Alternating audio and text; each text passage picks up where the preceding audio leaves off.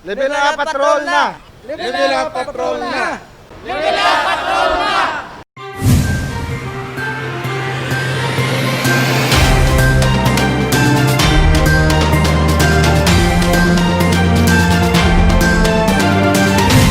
Mga gobernador sang Western Visayas, kaupod si Iloilo City Mayor Jerry Treñas ang nagsapol agad istoryahan ang proseso sa pagbakal sa COVID-19 vaccine.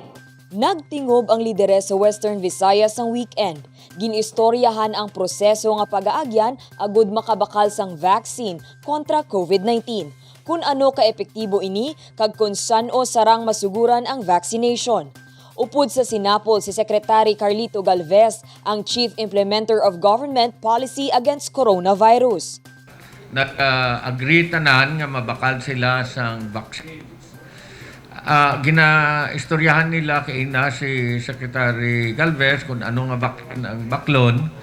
Nagpasalig man si Secretary Galvez nga kung ano nga vaccine ang baklon sa mga gobernador kung ano man nga vaccine ang ila choice para sa ila pumuluyo, pangitaan man paaging ihatagan sila sang inang vaccine. Nagtambong sa sinapol sanday Iloilo City Mayor Jerry Treñas, Iloilo Governor Arthur Defensor Jr., Antique Governor Rodora Cadiao, Guimaras Governor Samuel Gomarin, Capiz Governor Esteban Contreras, Aklan Governor Florencio Miraflores, Negros Occidental Governor Eugenio Jose Lacson, former Guimaras Congressman and Governor Dr. J.C. Raman Nava, kag former 3rd District Representative Negros Occidental Alfredo Benitez. Nag-upod man sa sinapol ang pila ka medical practitioners kag tiglawas sang American vaccine nga Novavax. Subong way pa, ang Novavax nga mga opisyales sang ini nga vaccine, tapos mapadala sila sang ila mga papeles, especially sa non-disclosure agreement sa mga gobernador, kag ang mga gobernador will be signing this so that they can also start negotiations with Novavax. Sa Iloilo City, naglagda na sa kasugtanan ang lokal nga panguluhan agud makabakal sang vaccine sa AstraZeneca. 209 million pesos ang pondo sang syudad para diri. Magabakal man sang vaccine freezer ang syudad, agud handaan ang pag-abot man sang iban pa nga mga vaccine gikan sa iban nga kompanya pareho sang Pfizer. Handa ang syudad nga diri i-store ang mga vaccine kag mangin available para sa bilog nga rehiyon.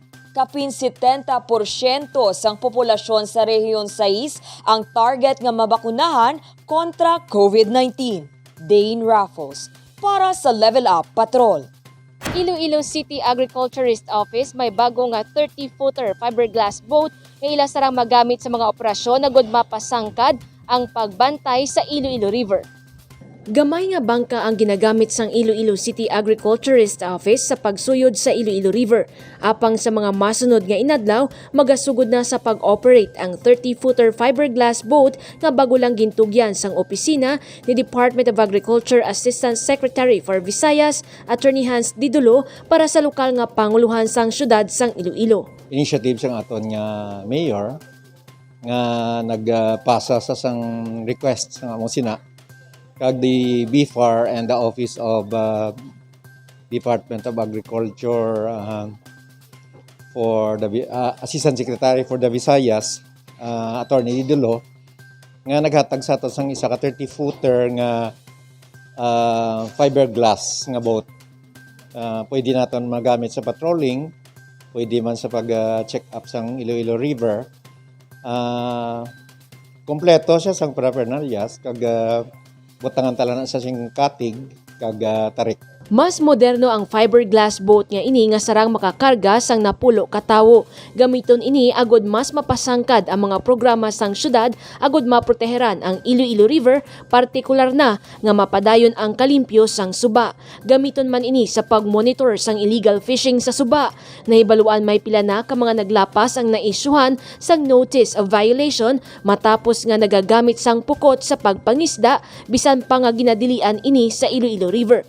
Magluwas sa pagpangisda, ginalantaw man ang Iloilo River nga may potensyal nga mangin isa ka tourism site. Sa isa kadlaw naglibot kita sa Iloilo River hasta dito sa mga suok nga areas to see ang ina siya nga mga violation plus pa ang potential man sang Iloilo River, no? Kaya ang aton nga Iloilo River is an estuary nga damo siya function pero makita gid nga potential siya for tourism, for mangrove nga sightseeing, wildlife nga pagtan-aw, no?